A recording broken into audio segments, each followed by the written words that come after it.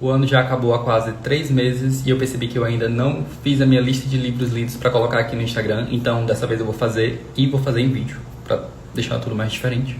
Estou aqui com a cola do lado e vale dizer que vou dar uma roubada, porque alguns livros eu terminei esse ano, mas eles vão contar como leitura do ano passado, porque foi quando eu comecei essas leituras, como é o caso, por exemplo, da Ilíada, que eu li especialmente motivado pelo que eu vi aqui nesse livro do Northrop Frye, que é A Imaginação Educada, onde ele coloca o estudo dos clássicos gregos e da mitologia no geral como uma das bases fundadoras e mais importantes da nossa formação como leitor e como seres humanos também.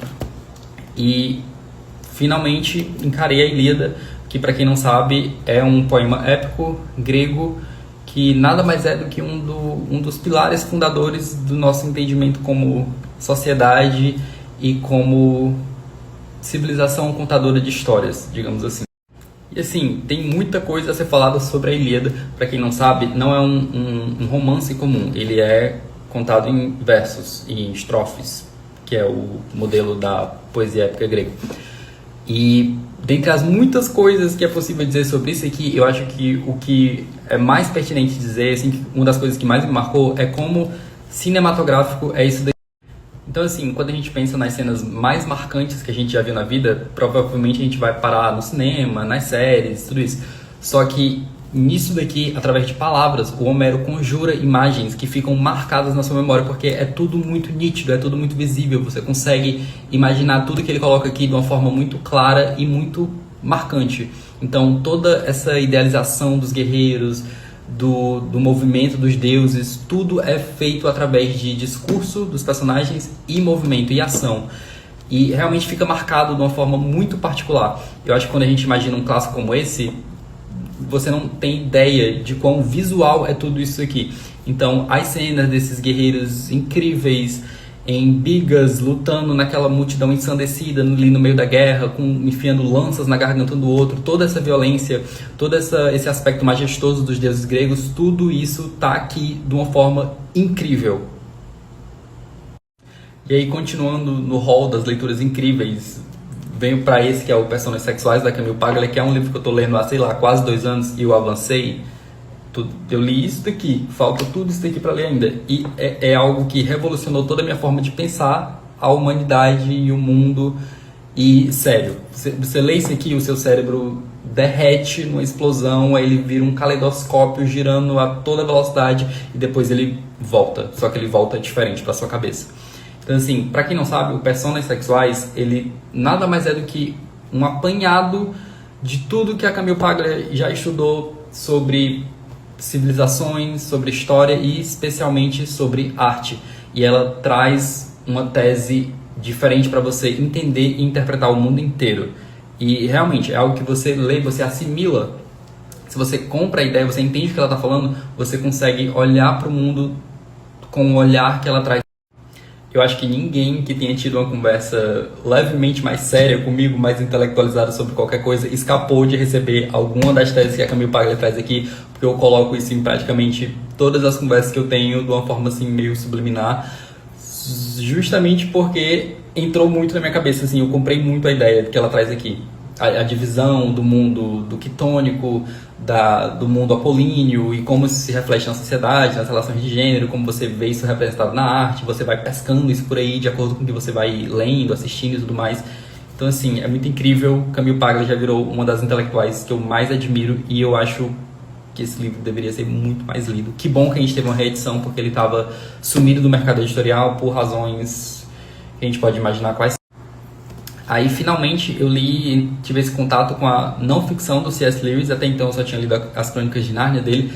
E li o Cristianismo Puro e Simples, que, como o título bem deixa claro, é realmente uma conversa dele com o leitor sobre o cristianismo de uma forma assim, muito próxima, apesar de ser muito robusto. É uma coisa muito simples de entender, é muito fácil de assimilar. E ele realmente vai discutir o cristianismo, o que significa ser um cristão. Se cristão é só ser uma pessoa boa, como parece ser por aí, às vezes, ele retoma as bases do que significa ser um bom cristão, qual é o peso desse papel na sociedade, e ele discute isso de uma forma incrível. É um livro que é impossível você ler sem querer sair marcando tudo, sem começar uma série de discussões na sua própria cabeça, pensando sobre tudo que ele traz aqui.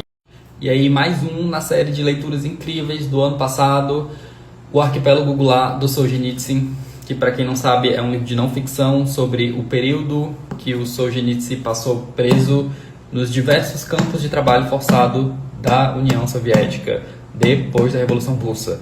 Então, é uma pedra base para se discutir comunismo, para se discutir governos autoritários. Aqui você tem um panorama não só da experiência do Solzhenitsyn, mas a partir dela você acompanha todas as transformações que acontecem na sociedade russa, especialmente depois do comunismo ou do socialismo assumir o poder. E foi um livro tão incrível que ele simplesmente iniciou todo um interesse de estudo que já me fez montar uma pilha para conseguir continuar avançando nesse assunto e entender cada vez mais o que aconteceu aqui. Depois eu li o primeiro volume dos 15 volumes que compõem a tragédia burguesa, que, assim como o Arquipélago Goulart, simplesmente iniciou uma nova obsessão na minha vida, que é Octávio de Faria e a sua obra. Eu já estou no Mercado Livre assim, pesquisando edições autografadas, antigas, antes que elas se esgotem, porque isso aqui é incrível demais e é um dos tesouros da literatura brasileira que estão enterrados e que só graças a iniciativas como da editora Sétimo Selo a gente tem acessível ao público brasileiro novamente. E para quem não sabe, a tragédia burguesa, até onde eu li, estou no segundo volume, ela lida com jovens, especialmente rapazes, enfrentando os desafios daquela transição entre a adolescência e o começo da vida adulta, e todos aquela gangorra, esses livros eles lidam muito com essa gangorra entre o vício e a virtude, e os personagens que estão tentando se equilibrar nisso.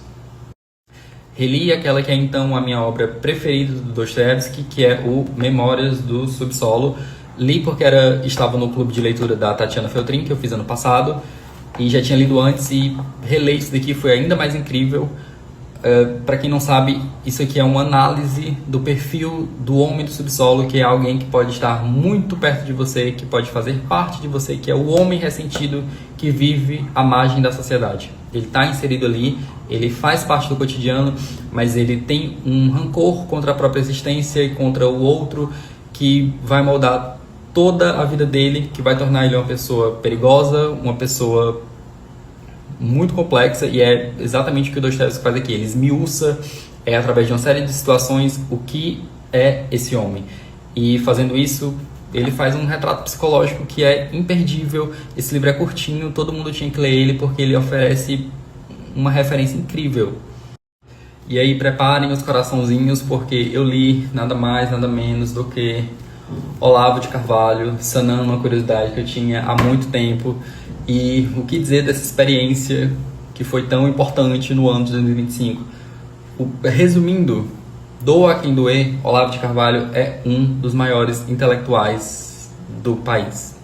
E assim, tem textos aqui que todo mundo deveria estar lendo e discutindo imediatamente. Mas como ele é um nome que traz muitas emoções complicadas no coração das pessoas país afora, fica até complicado falar um pouco sobre ele, mas foi uma leitura incrível. Já estou com mais coisa dele aqui para ler e vamos para frente. Para quem gosta de Japão e samurais e Japão no século XVII, li o primeiro volume da trilogia do Musashi, que também fez parte do clube da Tatiana Feltrin. A meta era ler a trilogia inteira no ano passado, só que apesar de ter gostado muito desse livro, que acompanha a formação desse samurai, que é uma figura histórica, apesar de ter gostado muito, eu só li o primeiro volume e planejo ler um volume por ano. Então esse ano eu quero ler o segundo, depois o terceiro.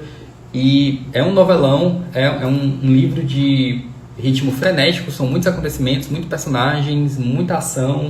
E finalizando rapidinho com os últimos 3 livros, que eu não tenho muito o que falar, eu li o primeiro romance publicado pelo John Cheever, que é um autor que eu gosto muito. Eu tinha lido a coletânea de contos dele há algum tempo atrás e foi é sempre curioso ler a primeira publicação dos autores que você gosta. Você percebe tanto as sementes de quem eles vão se tornar depois, quanto o que eles deixaram para trás, por exemplo. Então foi um livro que foi legal por esse aspecto de conhecer um pouco mais da obra do autor que eu gosto tanto, apesar de não ser um livro assim que eu recomendaria muito fortemente para outras pessoas. Falando em autores que eu gosto muito, eu li um dos contos que tem aqui nessa coletânea da Lionel Shriver, que é a Property, que também foi uma releitura, que eu li o Domestic Terrorism, terrorismo doméstico, que nada mais é do que um conto sobre um filho que se recusa a avançar na vida e sair de casa. Baita leitura, Lionel Shriver, é sempre incrível. Li também o Tony e Susan, e esse livro foi um pouco uma bola fora, apesar dele não ser tão ruim, mas ele é a inspiração para um dos meus filmes preferidos, que é o Animais Noturnos. Aquele com o Jake Gyllenhaal, com a Amy Adams. É um filme muito bom, de mistério, é uma coisa meio um livro dentro de um livro, sobre uma mulher que um dia recebe um manuscrito do seu ex-marido. E esse manuscrito pode ou não contar uma história que tem a ver com o relacionamento dos dois, mas é um livro bem passável. Daí eu tava me preparando para encerrar aqui quando eu lembrei dos livros que eu li no Kindle, que eu não tinha eles físicos aqui, mas tá. Começando pelo Mania, da Lionel Shriver, que é a minha autora contemporânea preferida, não tem pra ninguém, tudo que ela faz é incrível pra mim. E esse livro é uma das publicações assim, mais provocantes que ela faz pra contemporaneidade, porque é sobre...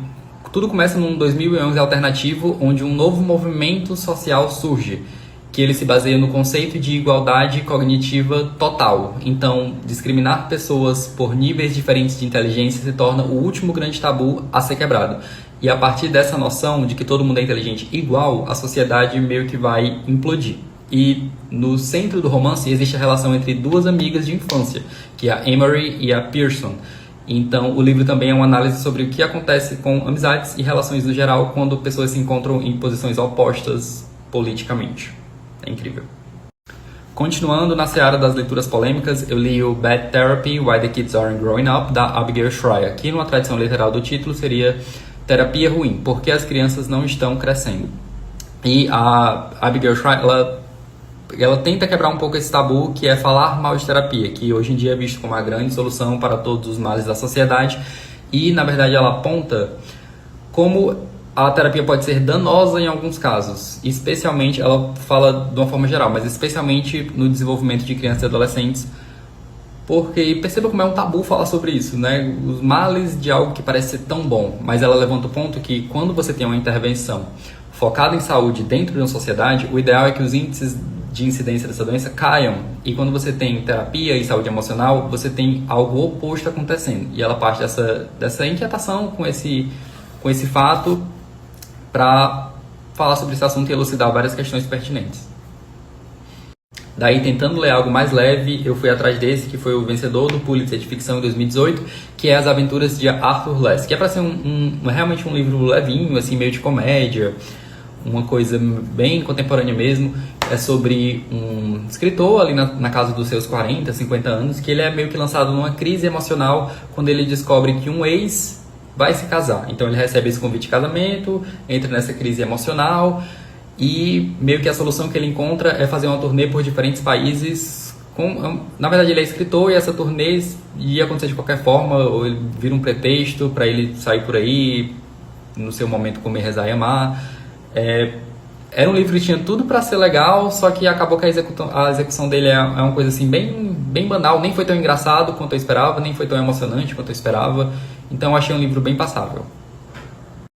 E por último, finalmente, li mais uma das autoras brasileiras, que é um dos medalhões que temos para nos orgulharmos, que é a Lígia Fagundes Telles, com seu Antes do Baile Verde, que é um livro de contos, acho que são cerca de 20 contos, mais ou menos. São contos bem curtinhos, todos têm alguma coisa assim que faz você pensar, todos são rápidos, é aquela coisa sensorial, é muito bem escrito. A Lígia tem uma escrita muito elegante, ela evoca essas situações dramáticas assim, de uma forma muito concisa, então tudo é muito rápido, impactante, bem escrito, não tem como errar. Para todo mundo aí que quer ler um dos grandes nomes brasileiros, especialmente mulheres, foge de Clarice, vai na Lígia, que é certeza de sucesso, confia.